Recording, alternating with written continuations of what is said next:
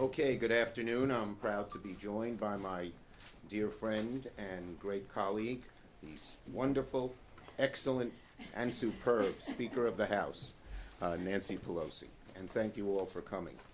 Now, if President Trump's State of the Union was a manifesto of mistruths, as Speaker Pelosi so aptly put it, President Trump's latest budget proposal is a blueprint for destroying America. One word, 9 letters, sums up the president's budget. HYP, OCR, ISY, hypocrisy. In his State of the Union address, President Trump talked at length about health care, claiming amazingly at one point he will fight to protect patients with pre-existing conditions. We know the president just lies about protecting health care, and his budget is proof. In the State of the Union, if the State of the Union is what he says, the budget is what he does, and the two are from different planets. I like to say the budget is the truth serum, and now the American people can clearly see that he is a fraud who is not fighting for them. Under Donald Trump, the average American is struggling to keep up, and his budget would make life harder for them. President Trump likes to talk about the forgotten man and woman. Well, in this budget, he's forgotten about the very people he promised to help in his State of the Union last week. So let me go over a few of the areas. On health care, the president said he'd never cut Medicare and Medicaid. He slashes both. $1 trillion in cuts to Medicaid in the Affordable Care Act. Hundreds of billions of cuts in Medicare. And the president even proposes a $35 million cut to CDC's Infectious Disease Rapid Response Reserve Fund. This is the fund currently being used to respond to the coronavirus outbreak. On education, the president's budget would devastate our nation's students, both K through 12 and college. His budget cuts the Strengthening Institutions program that assists historically black colleges and universities and other minority-serving institutions. Typical hypocrisy. At the State of the Union, he was bragging how he helps HBCUs. His budget cuts them. It cuts after-school and summer learning programs for 2 million young people. Rural education grants will hurt 18,000 school districts across the country.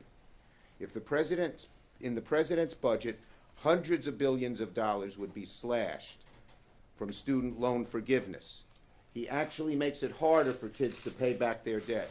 Instead of a limit of 10% of income per year, it goes up to 12.5% under his budget.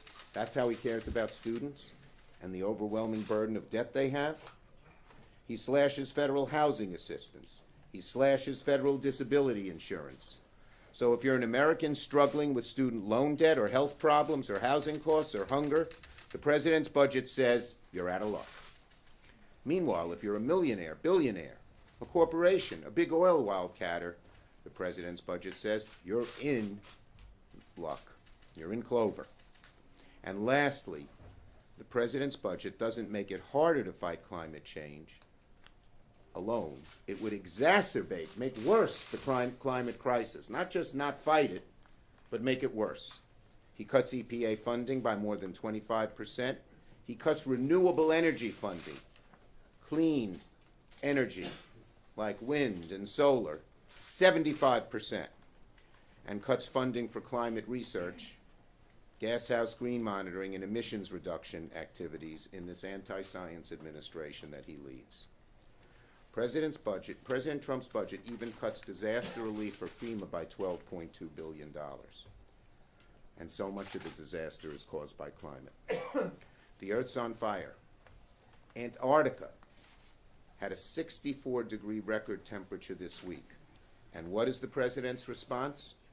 He douses the fire with lighter fluid, of weakened pollution regulations, and then proposes cutting the fire department. We know how much he cares about the oil companies, but his budget makes clear he doesn't give a hoot about the future of this globe and is fine leaving to our children and grandchildren a globe in much worse shape even than it is today. Speaker Pelosi.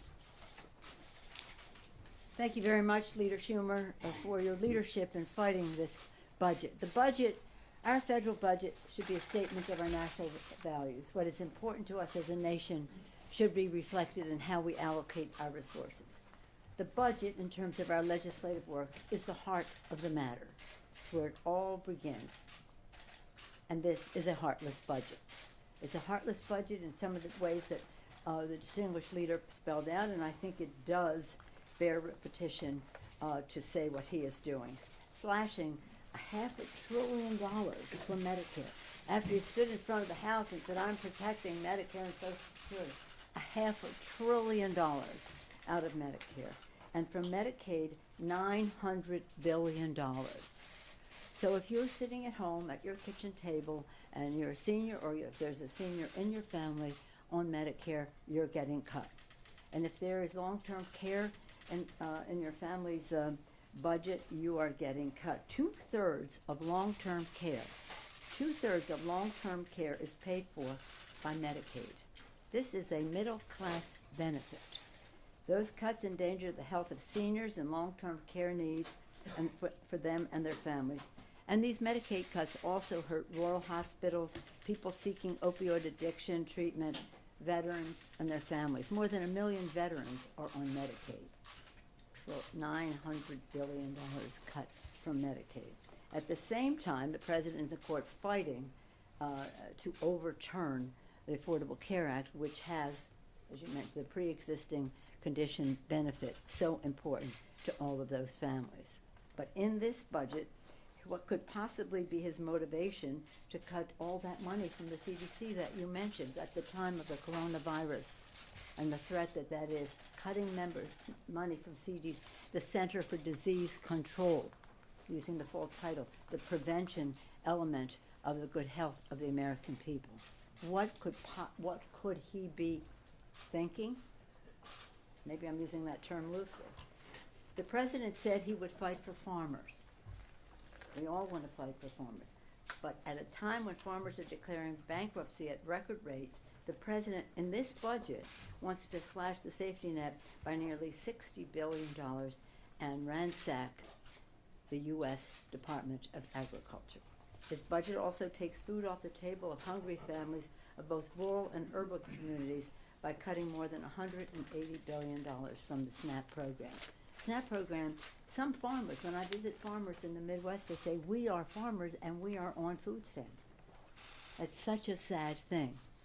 Their economies depend, that's when Senator Dole and Senator McGovern even began all of this, was to help people have food security, but also to help farmers have their economic security as well.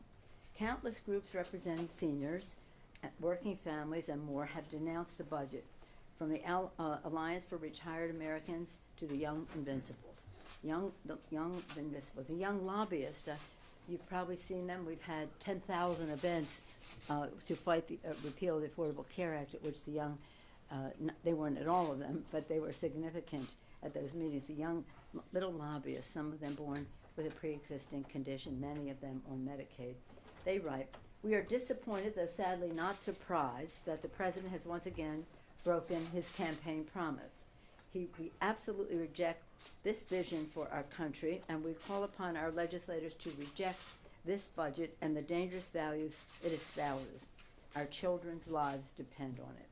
And the National Committee to Preserve Social Security and Medicare writes, this budget will leave seniors and other vulnerable citizens hungrier, sicker, and poorer. It reveals the president's cruel priorities heading into the 2020 election. Chairman mentioned earlier that there are benefits to the high end in our economic life in our country. The president, in what he has been doing, what he talked about in the State of the Union, and what this budget is about, increases the national debt, passes that expense on to our children so that he can give tax cuts to the top 1% in our country. It's absolutely shameful. Again, the budget's supposed to be a statement of our values. Once again, this president is demonstrating how little he values the good health, financial security, and well-being of hardworking American families. This budget is an insult to the hopes and dreams and aspirations of America's working families. It increases the national debt. It must be rejected. And by the way, it is a complete abandonment of the budget agreement that we had with the domestic and defense priorities. Clearly, this administration cannot be trusted. I yield that. We're ready for your questions. On this subject first. Yes. What did you make of the president's request for only $2 billion in wall construction funding? Well, look, we have fought him on the wall successfully in the budget. Then he tries to go around and declare an emergency. Everyone knows that that is not what the emergency legislation was called for. We're going to fight every penny for wall construction. We don't want to take it away from military families. What's interesting in this budget, all the military families and all the military support that they took out last year, they didn't try to backfill this year. We didn't let them in last year's budget. So who is this going to hurt? Our nation's military families, for a wall that is a vanity project that he said Mexico would pay for. Yes, and just further to that point, the distinguished leader has been very clear, but this is about child care centers at military bases, facilities for the quality of life for the families and for the security of our country. As he said, Mexico's going to pay for it. No. But in addition to the harm that he's doing to military families, just getting back to Medicaid, almost $1 trillion in cuts in Medicaid, over 1 million veterans are on Medicaid. Hundreds of millions of veterans are on food stamps. So this really shows just a cavalier attitude to the needs of America's servicemen and women and their families when they're in the military and when they retire. On the issue of Medicare, both of you have been around a long time, and you voted for cuts to Medicare in the past, either to reduce the deficit. No. We opposed whatever Well, I it mean, was. you- The Gang you- of you Six. You used Medicare, for instance, to help pay for the Affordable Let Care me Act. correct you right there because you should not go any further down that path in friendship. The fact is, in the Affordable Care Act, we got rid of some waste and abuse in Medicare and used that money to prolong the life of Medicare. Medicare was not how we funded the Affordable Care Act. Medicare was the Affordable Care Act is how we strengthened Medicare. So don't buy into that false There's no premise. net reduction. No, in Medicare. and Medicare. In fact, we increased the longevity of it, and that has been one of the things they say. Oh, you used Medicare. We did not. Well, We but did not. Trump is making the same arguments about his approach to cutting Medicare as well, but that money goes. He didn't. goes to the No, pro- no. He but didn't what put I- it, wait, No. he didn't put a nickel of that back into health care. Not Or a nickel, Medicare. that's the difference. Yeah. Or to Medicare. Yeah. So he's not, he may use that argument, but he will use it falsely. This is very important that we have clarity on this subject because we're talking about America's working families. We're talking about Medicare, which is essential to not only the health but the financial security. We are also talking about Medicaid, which is a middle income benefit, although people think of it being for poor people, poor children, yes. But as I mentioned, about 2/3 of it being of long-term care being covered by Medicaid, which is now being cut by almost $900 billion.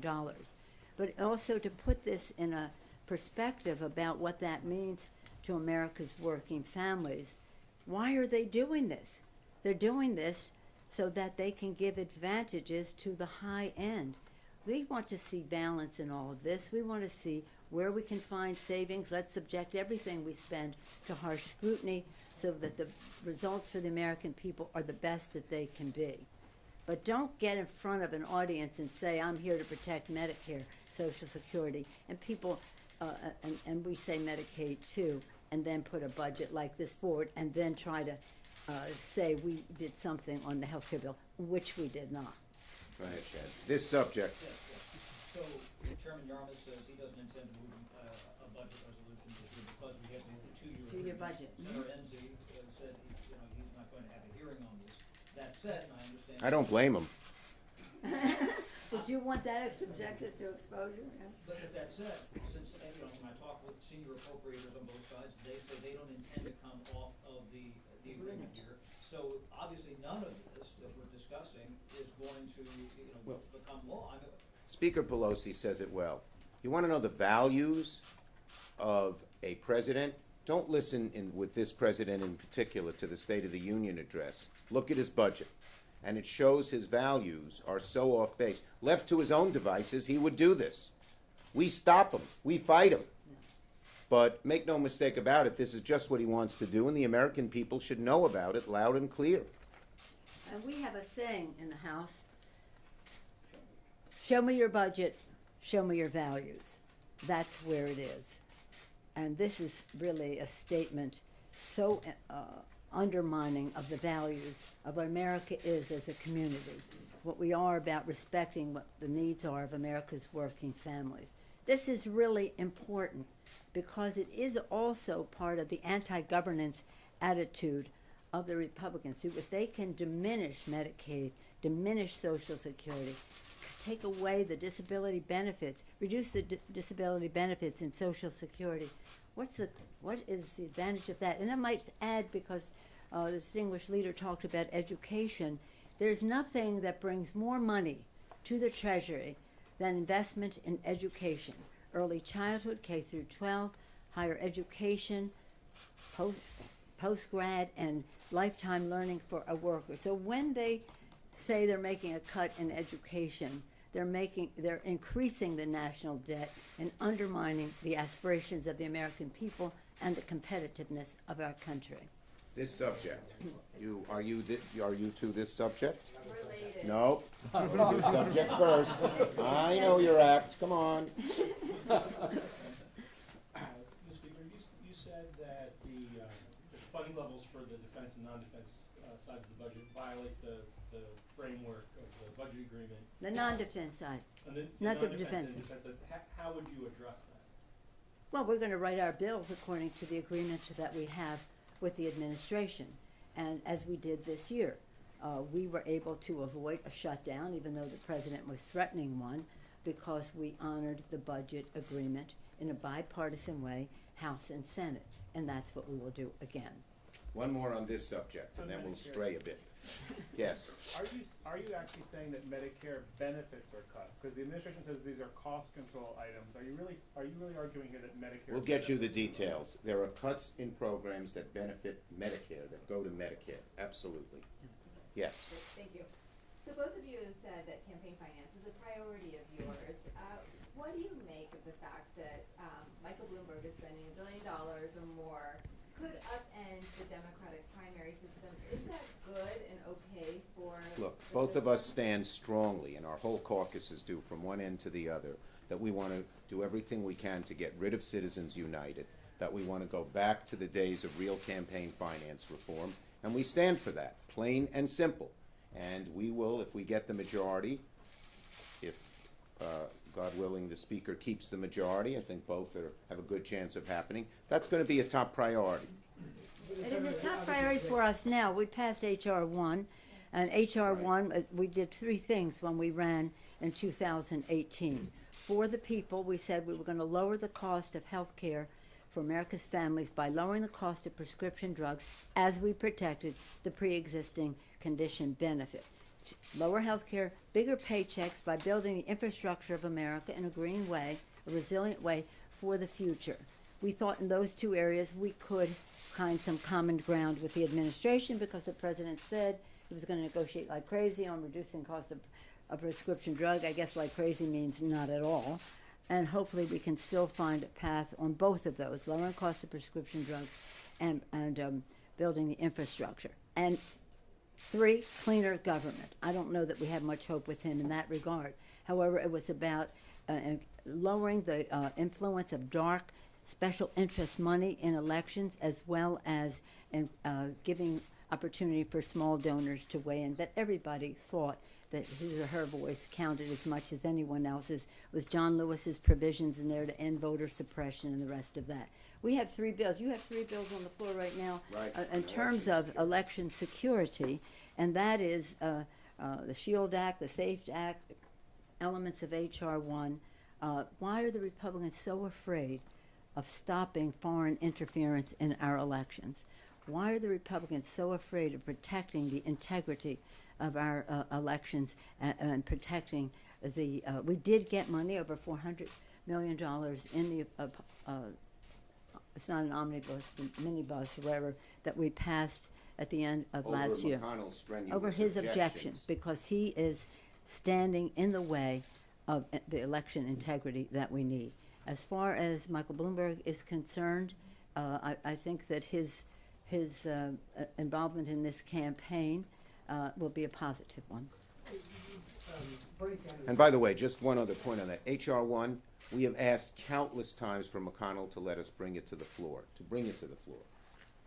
He won't do it. He's against any campaign finance reform. He's for all this dark money flowing in, dark. Yes. And if I just may on that Please, score, please. we also took out of H.R. 1 important element, which was the Voting Rights Act, and we've sent it over separately.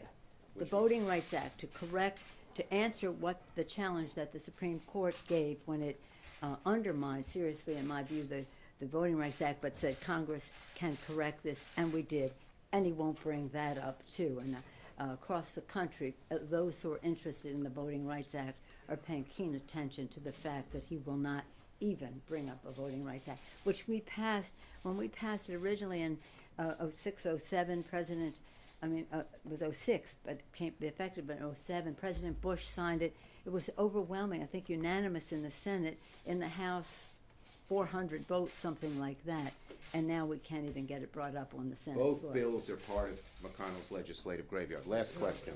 Bernie Sanders is, of course, running at the top of your field right now. Would both of you be comfortable with the so-called Democratic Socialists as he calls himself, at the top of your ticket? Primaries are primaries, and there are always lots of sturm and drang.